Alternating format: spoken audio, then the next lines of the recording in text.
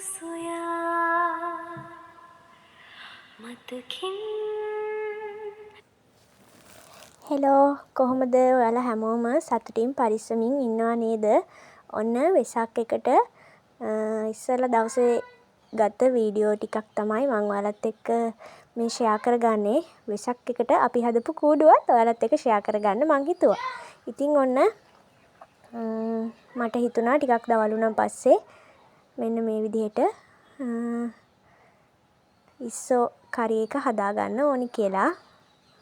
ඉතින් මම ඕන කරන 3-5 ටිකත් ඔක්කොම එකතු කරා.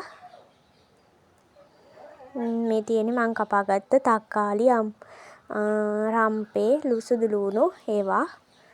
දැන් ඉතින් මම හදන්නේ මේක හදාගන්න. වීඩියෝ එක පුරාවටම එකතු වෙලා ඉන්න කියලා ආදරෙන් ඉල්ලනවා.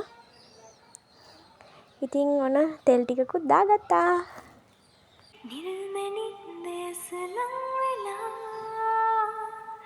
නේ ඉතින් අනේ ප්‍රේමය ගීතයක් වෙලා සාගරේ දනී ආදරෙත් මේඝයක් ගුණා සත්තමයි අනේ ජීවිතෙත් මහමෙරක් වුණා.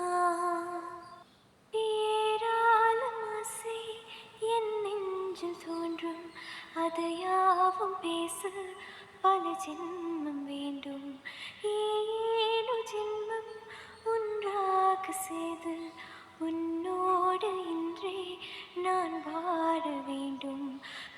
මෙන්න මේ විදිහට 3-5 ටික මම එකතු කරගත්තා. දැන් හදන්නේ මේක එකතු කරගන්න සුදු ලුණු, රාම්පේ, කරපිංච මේ දේවල් එකතු කරගන්න තමයි දැන් හදන්නේ. ඔන්න මම මේ දේවලුත් එකතු කරගත්තා.